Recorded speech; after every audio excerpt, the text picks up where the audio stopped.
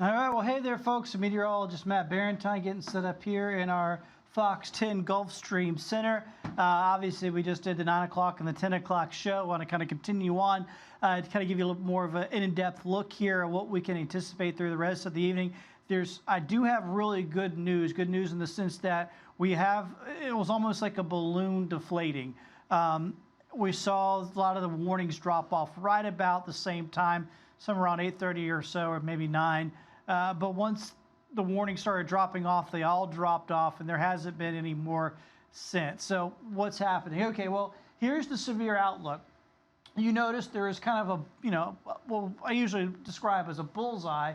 That's the level 3 enhanced risk over here in central Mississippi. So that's the whole time. That was where we anticipated tonight to have the worst weather, and that was the case. They had a number of tornado warnings here in that area this evening. So when you look at how they put this kind of product together, the Storm Prediction Center, you need a number of ingredients to make severe weather. Think of it like a cake. A cake needs 5 or 6 main ingredients to make a cake.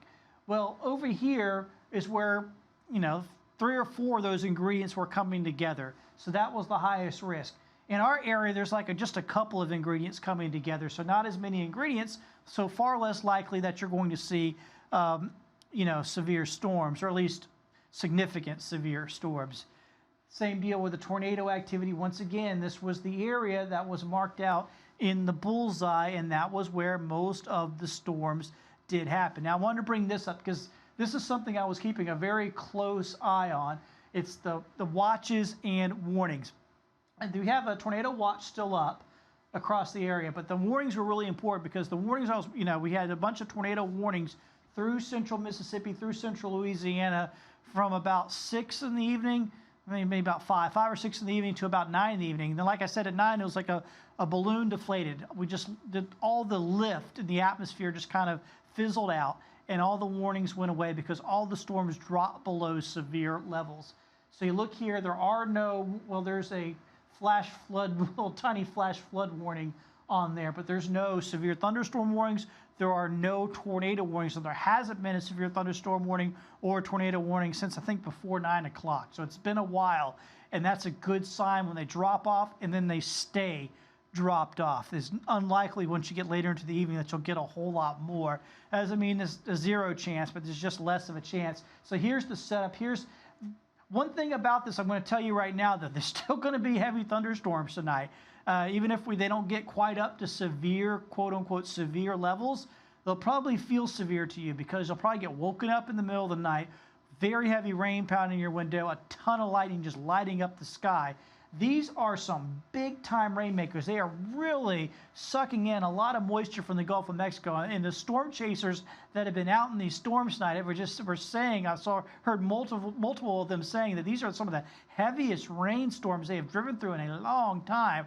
So these are some gully-washing storms here that are out there tonight. The good news is they are moving. We could have some real flooding issues if they were to decide to stop and go over the same places over and over, but they don't seem to be doing that. They are moving along. Right now, we have some light rain across the area. None of this is severe. In fact, just now starting to see the first lightning bolts close to our area up there just north of Leakesville. So that's a good sign that we're just now getting some lightning bolts. It's been pretty quiet.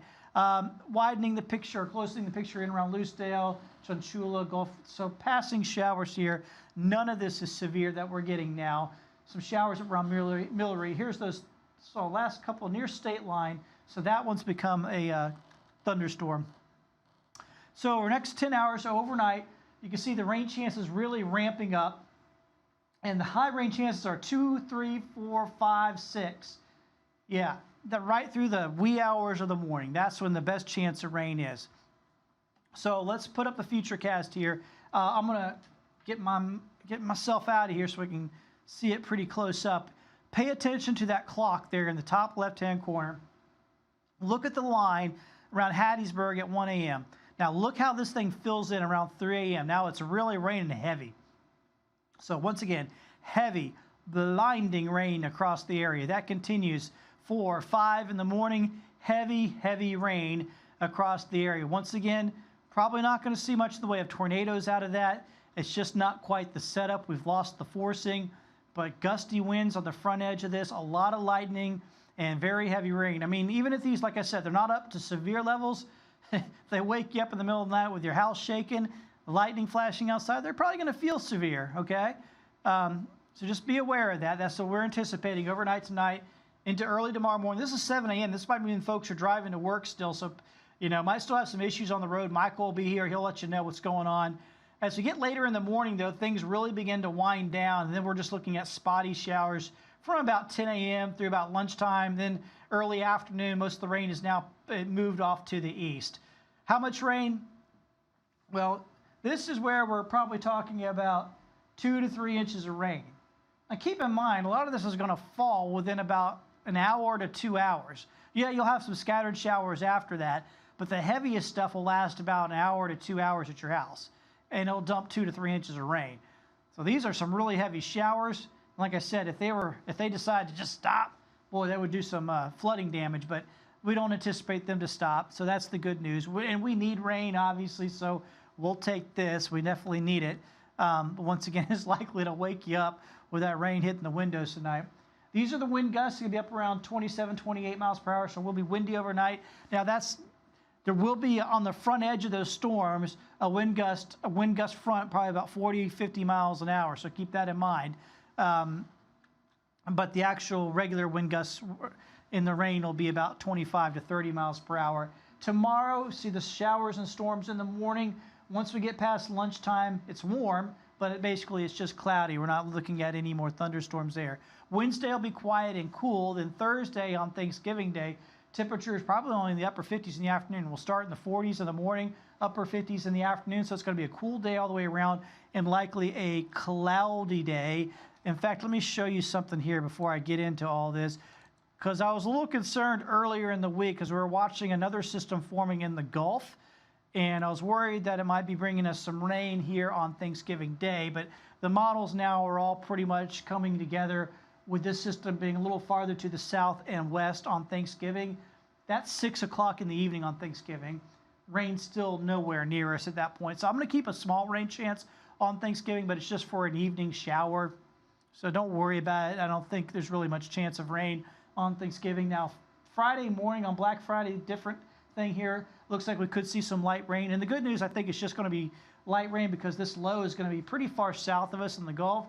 So anything we get will be pretty light. It may just end up being a light, spotty rain.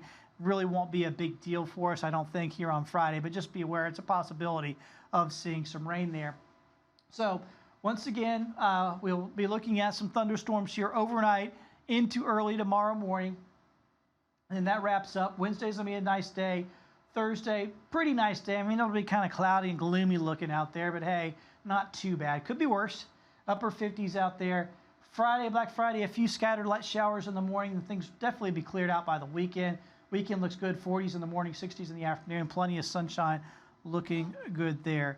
All right, if you joined late, I'm going to run through the modeling one more time. I'll do the one that's a little bit closer in and talk about the timing here of this rain overnight. Once again, if you missed it earlier, we've lost, the atmosphere has really lost its forcing, its instability. We don't have any warnings going at all right now. We haven't had any warnings since about 9, so they've dropped off and they've stayed dropped off. So I think it was before 9 we saw the last warning. So that's good news. It means we don't have much of a chance of seeing very much severe weather here overnight. I'm not going to say the chance is 0 because it's not 0. But it's very low likelihood at this point that we see anything significant. Now, we will get heavy rain. That may seem significant enough, and we will get a lot of lightning here during the overnight hours, and it very well could wake you up. So please keep that in mind. Midnight, pretty quiet there. 1 a.m., pretty quiet. Here comes the big batch of rain. 3, 4, 5 o'clock in the morning. It'll be really heavy at this point. Like I said, blinding rain. A couple of inches drop really, really quickly. And a lot of lightning. Like I said, this is going to wake a lot of people up. And I know for a lot of people, it'll be like, oh, no, something's going on out there. This will likely stay below severe levels here as this moves through. There are certain marks that we have to hit for severe weather. Trying to get it off the top of my head. It's like 60-mile-per-hour winds, I think. Gosh, I should know this off the top of my head, but we haven't had severe weather in a while, so it's like 60-mile-per-hour wind and hail of a certain size. Lightning has nothing to do with whether or not a storm gets called a severe thunderstorm. Nothing at all. So it's all about how strong the winds are, how big the hail is. We won't have any hail with this. We don't have the atmospheric profile isn't good for hail. We will have some strong winds on the front of it, but probably not strong enough for most of these storms to go severe. It could happen, but probably not. 6 a.m. in the morning, rain, still pretty heavy. 7 a.m. in the morning, still pretty heavy. So if you're driving to work here, could certainly run into that. Then after about 7, 8 in the morning, things really get much spottier. Still be some showers around. You still could run into a shower or two, even to lunchtime and beyond. But the worst of it will be done by about 8 or 9 in the morning. So that's what we're looking at. Once again, we'll be here keeping an eye on things tonight, just in case. Just in case. Like I said, I'm not. My concern levels with this system are very, very low. It's going to seem worse than it is. I'm telling you that now, because it's going to happen in the middle of the night. Very well could wake you up. Windows will be shaking with lightning. That rain will be blowing sideways, heavy rain. It'll seem worse than it is. I'm just throwing that out there. Probably won't have very much in the way of warnings and stuff through the rest of the way through, but we'll be here. We'll be watching it myself. Michael's going to come in the middle of the night, and we're going to kind of do a handoff, and he's going to come in and help out. A good way to keep up with everything here tonight is to pick up our Fox 10 weather app. So if you're catching this on Facebook, please download our app. Begging you, just download it. It's free, and I'm telling you, I'm not just saying this to toot our own horn.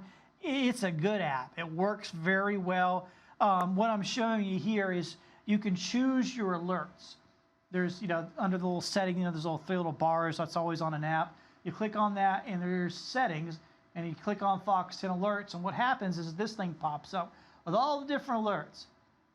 There's a couple things on here. One, precipitation and lightning.